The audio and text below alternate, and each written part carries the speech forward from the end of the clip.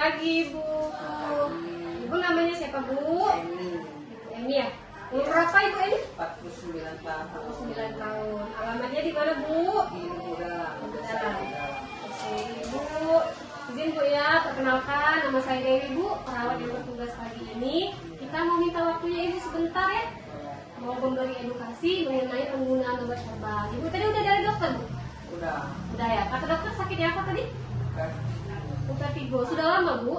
Udah 2 tahun ini. Sudah 2 tahun ya. Selama ini kalau kumat, Bu, biasanya minum obat dari mana, Bu? Biasanya di obat herbal. Obat herbal ya. Ibu biasanya beli di mana obatnya, Bu? Di toko-toko online. Toko online. Ini obat herbalnya rutin, Bu? Rutin ya. Ibu ya, kita izin sebentar, Bu ya, mungkin minta waktu Ibu mungkin 5 menit atau 10 menit. Kita memberi edukasi mengenai obat herbal yang ilegal dan legal, Bu ya. Ibu, kita mulai ya. Oke, kita bahas dulu pertama obat herbal itu, Bu. Obat herbal itu pada dasarnya itu obat yang dari bahan alami, Bu, seperti jahe, kunyit, temulawak ya. Itu biasanya digunakan untuk pengobatan. Nah, selama ini obat herbal yang diminum itu bentuknya seperti apa, Bu? Apakah kapsul, bentuk teh, atau sirup? Bentuk teh ya, Bu ya. Kalau diminum sehari berapa kali? 2 kali. 2 kali ya. Itu pun kalau kumat atau diminum tiap hari, Bu? Ada 1 kumat. Kumat aja, Bu ya. Oke.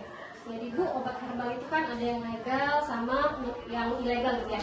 Nah, obat kita ini kan kita mau memberi edukasi sedikit mengenai obat yang legal sama ilegal, Bu ya.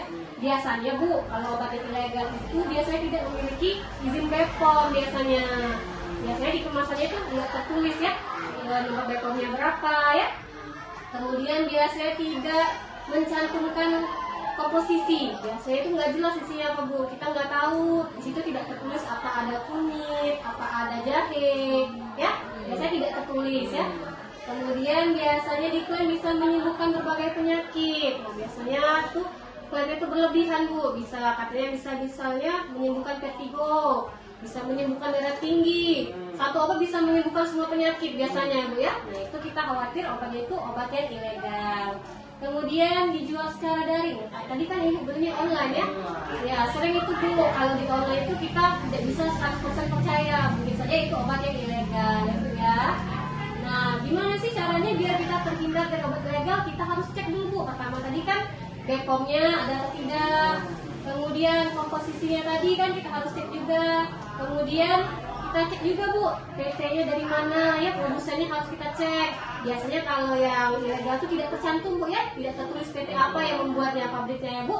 Kemudian bentuk warnanya. Nah, biasanya obat yang ilegal itu terlalu mencolok warnanya, Bu. Misalnya oranye, hijau, obatnya ya, Bu ya. Mungkin itu karena diberi pewarna sintetis seperti itu, Bu ya. Makanya warnanya mencolok. Kemudian dijual dengan harga murah biasanya. Harga itu biasanya Ibu beli obat harga berapa, Bu? 80.000. 80.000 ya, itu termasuk murah ya, Bu ya.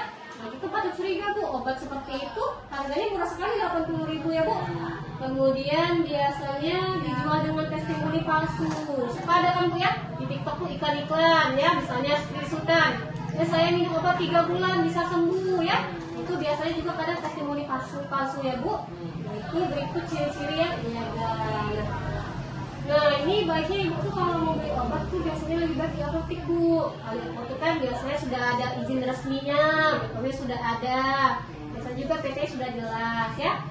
Kemudian Ibu ini tadi kena vertigo berapa tahun sudah, Bu? 2 tahun. 2 tahun ya.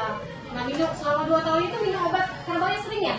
Oke, jadi Bu, kalau minum obat herbal itu sebenarnya boleh, tapi lebih baik satu kita pastikan dulu ilegal dan legal obat itu ya. Kemudian lebih baik juga kita konsultasikan ke dokter atau apoteker ya. Nah, takutnya obat itu bukannya menyembuhkan tapi memperparah penyakit. Nah, obat-obat herbal itu biasanya banyak efek sampingnya, Bu. Nah, biasanya itu kalau sudah dikonsumsi secara lama, satu biasanya dia juga bisa menyebabkan kerusakan hati dan ginjal ya, Bu ya. Karena obat tadi mungkin isinya obat-obat dosis tinggi, bukan alami ya, Bu. Kemudian gangguan pencernaan, mual dan alergi ya, Bu. Ya, pernah nggak Ibu minum obat itu biasa mual itu? Pernah nggak, Bu? Pernah ya. Itu mungkin jadi efek samping dari obat tadi ya Bu. Kemudian interaksi berbahaya di kulit. Oke. Biasanya itu menyebabkan ketergantungan juga Bu. Karena sering diminum kan, biasanya dia juga jadi ketagihan ya Bu. Nggak minum obat tuh jadi langsung kayak langsung kumat lagi penyakitnya. Karena itu bentuk juga dari ketergantungan obat ya Bu. Oke, mungkin apalagi ya kita ya. Sampai sini mungkin ada mau ditanyakan Bu?